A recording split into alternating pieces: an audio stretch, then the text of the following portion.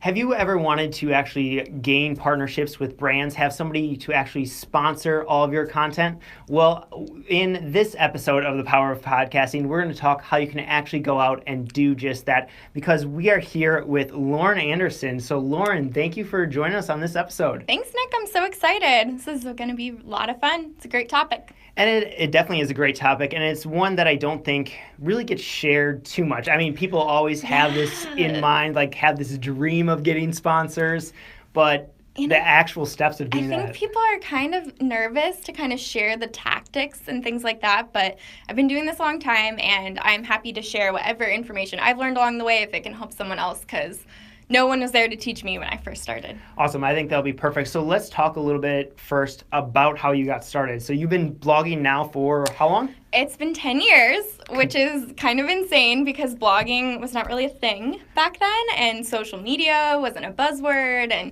you couldn't take classes on it, and everyone was kind of learning as they went. So back in the day when I started blogging, I started blogging about fashion, was really interested in fashion, would make my dad take outfit photos for me every single day.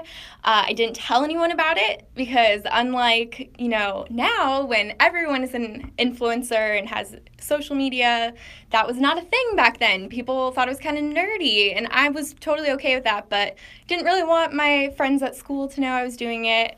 And so eventually, people started to find out, and even brands found out, which was kind of mind-boggling to me because I literally thought it was probably just my parents reading, maybe a couple friends. So over the 10-year course, I have just had a ton of cool opportunities, gotten to work with amazing brands, like fly out and do big brand partnerships, which I never imagined. And I actually took the leap and went from my fashion merchandising job that I originally went to school for, and I'm doing social media consulting. So I've been doing that for a few years, and it's a ton of fun. Yeah. So you just have a ton of experience around this. It's been really cool.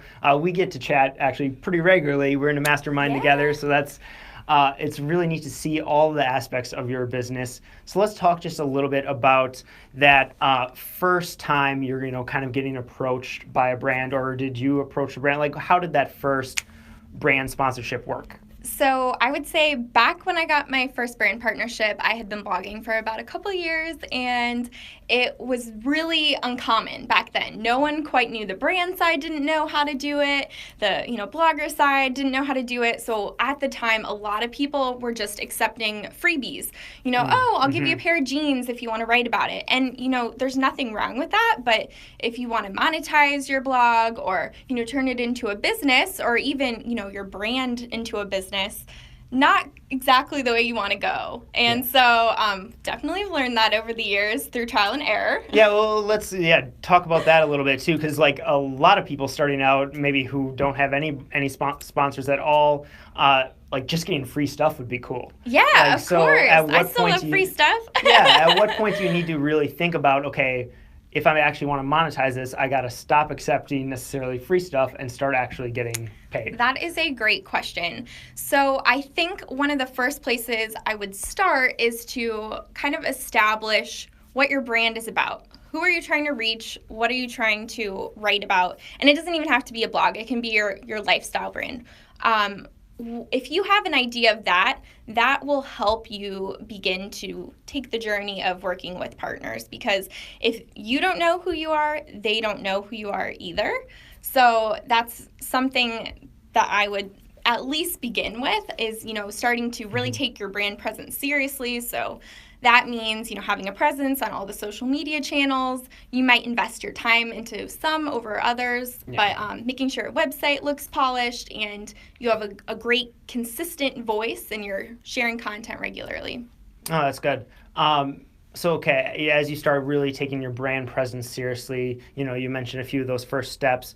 Then what does it look like when you actually want to make that transition to reaching out to brands? Sure. So I would say when you want to take the transition, one of the first things you'll want to do is start to collect your analytics. So this would be something that you can look at on your, website dashboard. A lot of people use Google Analytics. Also, make sure that you are signed up for business accounts for, all the major social media channels, because then you can get a lot more insight about who your audience actually is and be able to incorporate that into your pitch to brands and really tell the story that they want to hear. That really helps a lot when you have an idea of that. Yeah, and so yeah, I think that's great. Is it really that you want to focus more on getting a bigger following to your website? Do you want more traffic there? Do you want a bigger social media following? Do you need a little bit of everything? I think it's going to depend on what your brand is about and what your, key goals are. I've seen a lot of people now that don't even have blogs. They just build up their Instagram channels and have been really successful in securing brand partnerships just because they take great photos and, they've cultivated this community on Instagram. So I would say you have to identify where you want to build your audience. Maybe it's both. So for me, I actually run a lifestyle blog called La Petite Farmhouse with my husband. We run a design blog, and we kind of decided from the start that it was going to be a fun project that we would do. And, if we ended up being able to monetize it, that would be great. But that wasn't the primary goal. So for us, we didn't put too much pressure on it. And I think what I've seen is that a lot of times when people are just getting started, their primary goal is to make money. And generally, then you get burned out really fast because most blogs don't see traction right away. And so if you're not seeing traction and then you're like, well, this is too much work, I'm just going to give up. Of course, you're not going to secure the type of, partnerships you want and growth. So I think it's a good thing to start with a mindset of, at least, if I am able to secure something great from this, that's awesome. If not, I'm going to have fun and be creative and, start to cultivate this lifestyle brand. I think that's an excellent point because oftentimes, too, you'll see people who, they need to when you're just starting out, you need to focus on how to actually create great content. Yes, and how to create a great, get an audience. But at the same time, if you're really trying to also get sponsorships, you're also focusing on this sales side, so it can be you're juggling a lot of things. That's and I think people are like, oh, blogging's easy, just write a couple posts, take a few photos, and once you've been doing it for a while, you're like, okay, now I get it why most bloggers don't last very long. So I think just establishing that consistency and building your brand from the start as a really professional looking site, but then also on the flip side, not waiting until everything is perfect to get launched, because let's be real, nothing's ever going to be perfect.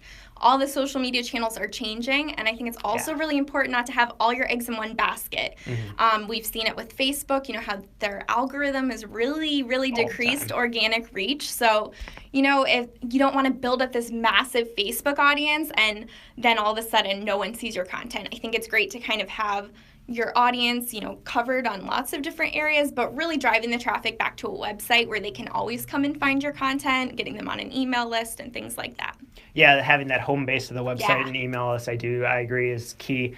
And I just think it's really important, too, to practice in public, to get out there. Because like you said, everything is changing all the time now. And so the only way you're going to be able to adapt to those changes is by actually putting things out there and not waiting for that. I agree. And I tell people, when you decide that you're going to start a lifestyle brand and you're starting to build out your branding and what you're all about and your niche, you want to be able to quickly, introduce yourself and tell someone what your brand is about, in a couple sentences, even in one. I challenge you. If you can really come up with that short little gist of what you're about, that's going to help you communicate your message to brands, to your audience, and help you connect with the right people. I think that's awesome. So when you're putting together a package to actually go out, reach out to a brand, like what does that kind of sponsorship package look like? I know that's one of the things I struggle with the most. Like, what do you include? What should that look like? Yeah, so I usually start with a media kit. So what I'll do is I'll pull the analytics from my site. I'll also include a little biography, again, that little gist about what you're about, pull some demographics about my target audience.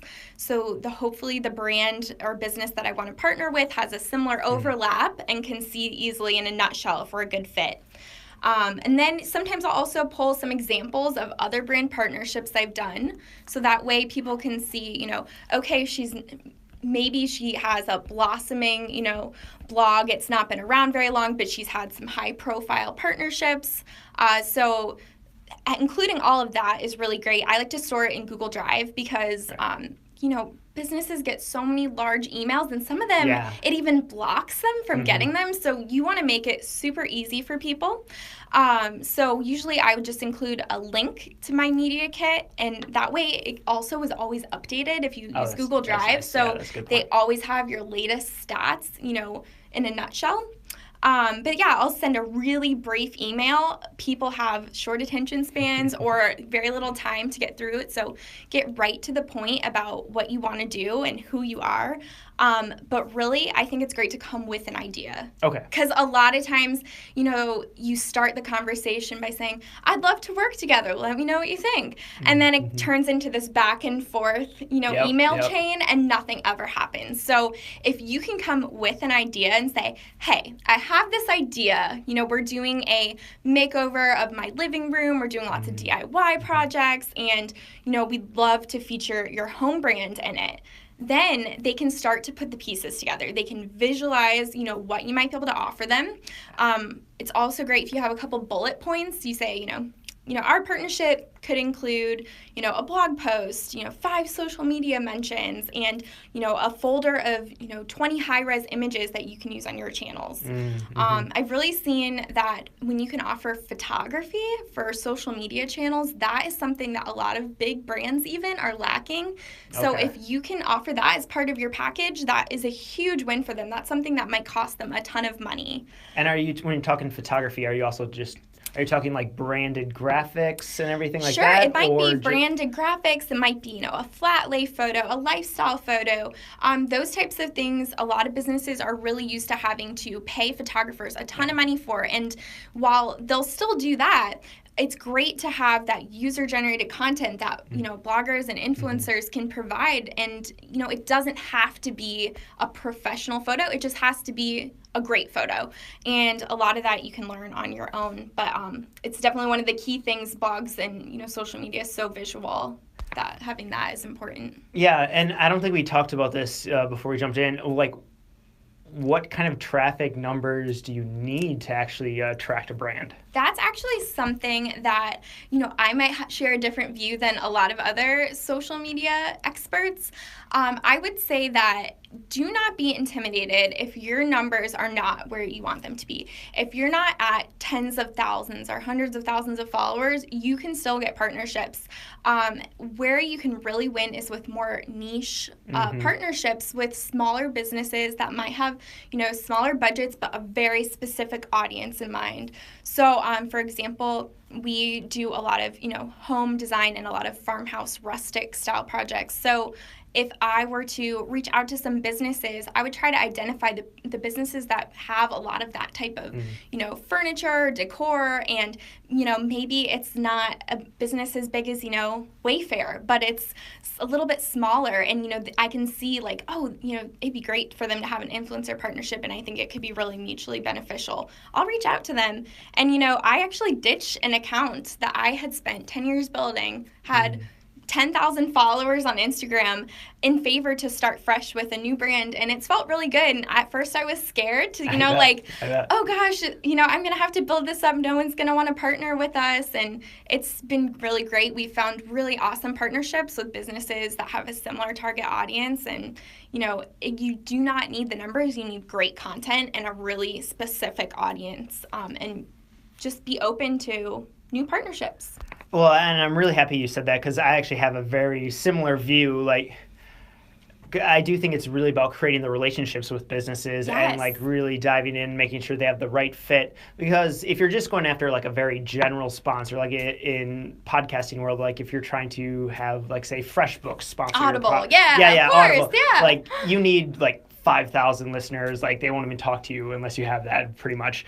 But if you are a smaller podcast, even just a couple hundred or even less sometimes, if it is that right fit with that right business, they're happy to jump in because they know you have a dedicated audience of listeners. And what I've really seen trending right now is what they call micro-influencers, which is exactly that. It's people that have smaller audiences, but it's so specific, and they're able to, work with you for, less than what a mega influencer would cost, but they see great results from that and get great content. So I think that the brand, business world is really shifting their view of how they work with influencers, which is great for all of us. So many awesome opportunities. And I think you brought up a really good point, about, not being ashamed of, smaller numbers, because everyone started there at some point. Everyone was small at some point. So it's okay. Just appreciate the people who are listening and who your audience is, and don't stress about that. Yeah, and especially if you are creating high quality content, like that brand is going to see, okay, they're putting a ton of effort, they're creating high quality stuff, they're going to grow an audience. Like that audience is going to get there eventually. Yeah. And I'm big on quality over quantity. So, you could post content 7 days a week, but if the quality is not high and you're just writing to write, that is going to be really transparent to businesses, to your audience, and they're going to know, oh, she's just trying to get her numbers up or things like that. And you don't want to be in that situation. That's an icky place to be, and you just want to go in it with strategy and, be transparent with, businesses that you want to work with, and they will appreciate that you're not trying to inflate your numbers, that you're just being authentic with them. Yeah, no, I definitely agree with that. And I think there needs to be a little bit of a balance. Like, don't just wait, because especially in the podcasting world, I see so many people who are afraid to get in front of, or hesitant to get in front of the microphone. It's like, okay, pick whatever frequency you think is going to be right. Like, is it going to be weekly? Is it going to be every other week? Well, a couple times a month, but make that commitment and then stick to that piece. I think that's the right attitude to have. Yeah. And the other thing that we were talking about in terms of before you're pitching to a business is really making sure that you know about that business and that you've interacted with them, because you're not going to get a great response if you reach out to a business completely like a cold email. You don't follow them. You've never interacted with them. They're a poor fit for you and you haven't done your research. They're just going to write you off. And even if, perhaps eventually in the future you would have a chance to partner with them, if you haven't taken the time to do that research, it's going to be really obvious and they're not going to want to work with you. So taking that extra time to, comment on their Instagram. People are looking at their Instagram, even big businesses. They're constantly looking at comments. And if they see your name popping up frequently, they're going to recognize you. And so when you go to write them an email about how you want to work with them on this really exciting project, you're 10 times more likely to have success with it. Yeah, I think that's a great strategy. And I've noticed that too, because I've kind of started a new brand business. Like, I know, it's been so fun to watch. It's been a wild ride so far. But yeah, it's been a lot of fun. But it's been neat seeing how, people are paying attention. They are, like, even the ones where you think, okay, they're a little bit bigger, they're not going to necessarily pay attention to who's following them. They are actually. They're reaching out and connecting. They pay attention. And, a lot of times we tend to overlook smaller businesses, and we shouldn't, because those companies need support just like small brands and small blogs just starting up. So try to strike a partnership with people locally, or, follow go-getters. There's a lot of people that are in the same boat, and we can all kind of mutually support and lift each other up. Absolutely. So I want to circle back around to our proposal that we were talking about when you're sending it out to them. One thing I know a lot of people, I'm assuming a lot of people, I know I have struggled with, is figuring out pricing. Oh, pricing is always a challenge. And it's going to depend on what you offer. So it's going to depend on, the package that you're offering. So are you just creating content? You're not going to share it on your channels. You're just doing it for the brand. That's, one way to look at it. If you're, creating a blog post and social media sharing, and you're also putting, ad spend to boost that, you're going to want to charge a considerable price. A lot of people use a tiered process, and that's based on, your unique monthly visitors. Okay. So I've heard figures of, for every 10,000 visitors, you charge $100. I think that has kind of gone out the window, and it really is all over the place right now because it depends on so many different factors. So I know that's a cop-out answer. It's totally a copy-out answer, but it's really hard. And one of the things I like to do when I am considering pricing for something is, how excited am I to work on this? Nice. How excited am I to work on this? Because if it doesn't get me pumped up to go take photos and style something, you know, I'm not going to want to do it. Like, usually I'll just refuse it. But if I'm pitching somebody, I think about, you know, for the amount of time it's going to take me to do this, you know, regardless of my reach, you know, what would make it worth my time? Yeah, you know, I think a lot of us kind of misjudge, or because it is fun to take photos or, you know, write content, we think, you know, oh, you know, I would do this for free, or I don't need to charge much at all. But it's really time consuming, and you really want to charge what you're worth. So I would recommend kind of finding some peers that are at a similar place as you and ask them and kind of have that honest and transparent conversation. It is so nice when you find people that are in the same boat and you can say, hey, so, you know, I'm thinking about launching this project, you know, I'm thinking about charging this much. What would you think? Like, does that sound reasonable to you? Is that comparable to what you've done? Yeah. And if you can find kind of that core group of people that really is in a similar situation and can kind of give you some support and, you know, verification, that is really the best, I think, kind of partnership that I've seen happen is when you can have a better idea and you don't feel like you're going in blindly. Yeah. I would say they can also turn it down and offer you less. So kind of shoot for the moon. And, you know, if it doesn't work out, you know, they'll come back with another offer 9 times out of 10, and you can go from there and figure out if that is worth your time. I know I'm a big fan. Well, and I just also wanted to mention that, yeah, you're completely right. It is very difficult right now because, especially when you do what we were talking about, where you're focusing on those little niches, those micro influencers. And it's still saturated. Oh, yeah, absolutely. Well, and because you're not going to necessarily need the numbers that if you're just going to a general appeal business. Like if you're focusing in a little niche, you know, one client to them might be well worth thousands of dollars. Exactly. Just, you know, so it's hard for sure. But I think the key, I totally forgot what I was going to say, but I think one of the keys is really to figure out how can you kind of package all of this together. I know I'm a big fan of the 3-tiered packages. Nick's told me all about the 3-tier. I love the options. I love the options. You know, you have I think it's a great approach. So we've got your entry level. Yeah, so you have the very basic level. That's like how can you say no to that? Yeah, so exactly. So like maybe it's a blog post, for example, or one podcast ad spot. And then you have kind of okay, let's do the crazy high level.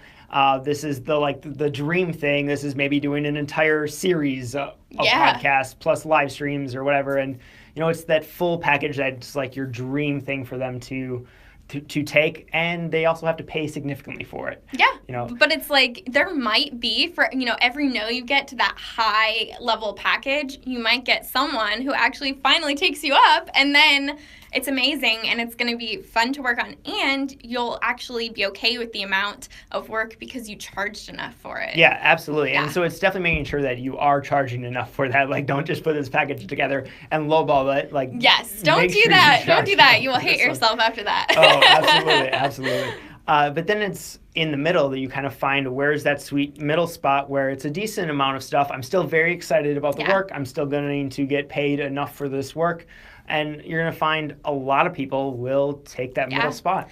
And I think that's like trial and error too, finding out what that sweet spot is. The more you get comfortable reaching out to people, the better, you know, chance you'll have of getting and securing a partnership, because you have a better idea of, okay, you know, the middle ground, you know, what is that? And, you know, how much are people willing to spend? So I think a lot of it is just getting comfortable and putting yourself out there, and it's really scary. Oh, and it's going to be awkward the whole time. Like it's never comfortable. But I would say too, you know, to make it easy on yourself, create a template email. you do not want to write verbatim to every single person you reach out with. But if you have, in a general sense, an introduction, a one sentence about who you are, a link to your media kit, and then, and insert pitch here, insert pricing model here, and then make sure that you're addressing people by name if you know it. If you can find a contact at a business rather than a general email, that is always a big plus. Yes. And that way, people know, okay, they've done the research. Yep. Another thing that I've found to be really helpful is when you can kind of drop in the note something that you notice that they've done recently on social media or on their website. So, for example, if I was writing to a, fashion brand, I would say, oh, I love the new collection inspired by Italy that you just came out with. I'm really loving those flats or something like that, where they're like, oh, she actually looks at our website and she's not just sending out a pitch email. That makes a huge difference. So it does. Getting that into your note can be really helpful. Yeah, absolutely. No, that definitely makes a huge difference when you're really connecting with them. Again, you're essentially trying to create a relationship with them for sure. So that you need to have those personal details in there, but you also know certain things you're always going to say in every single email. So make it as easy on yourself as possible. Make it easy. Okay, so we sent the pitch out and they accepted. Woohoo! Yeah. Party. What is kind of the next things that you really recommend to have a really great sponsor relationship with this brand? That's great. So I would say you want to establish the timeline before you get started on the project, because you want to know how much time you have to work on it, when they'll want it by, and also, do they want to review it before it goes live and things like that, because a lot of times they will. They want to, maybe they'll have specific links they want to add, or add tracking links, so they can better track it on their side. So make sure you ask those things up front. You would much rather know about it than get a note back from a brand saying, hey, where's our post? I thought we were gonna do this. So it's better to kind of set the precedent and about what the expectations are, and then really kind of be verbal with them about what you're going to include and what you're doing. Maybe give an update. Be honest, if something isn't ready by the time you said it was, first of all, try not to do that if at all costs. But be transparent. Don't schlep something together just to get it out there. Just say, hey, would you mind if I took an extra couple days? I want to take a few extra shots, and, to thank them, throw in some extra photos that they can use on their social media. That kind of stuff goes a long way, just being honest, because I think people can be really flaky. So if you at least are communicating, that's a really great win for everybody. Absolutely. Also make things easy. So I love Google Drive or Dropbox. I know there's a lot of different services, but try not to attach everything to an email, because like I said, for a lot of people that blocks up their email, and and even little things too, like, so I was sending my girlfriend a PDF yesterday, and it was in the spam folder because it was PDF. You do not want to go to spam, which is another reason not to attach it when you're sending out your pitch either. But and then I would say, as you get it live, make sure you send links right away, to any sort of social media sharing you've done of it, the article, the folder of photos, if you're going to do that as part of your partnership, and then also following up afterwards with a thank you. That goes a crazy long way. Extra bonus points for handwritten, but even just an email saying thank you so much for working with me. I enjoyed this. Be sure to think of me for future partnerships. So many of my great partners have come out of, just one great partnership turns into multiple, because we had a really good, flow of working together, and I showed my appreciation after. Also, if you can provide stats, that kind of thing will get you major bonus points, because a lot of times they're trying to look at those things on their end, but you have access to a lot more analytics. So if you can say, from this post we had 50 people click through on Facebook, that is huge for them, and they can, take note of that kind of thing, and that goes a long way when you know your statistics, and they're not just working with you because you take pretty photos, they're working with you because you're a smart businessman or woman. I like it. I think that's awesome and super key.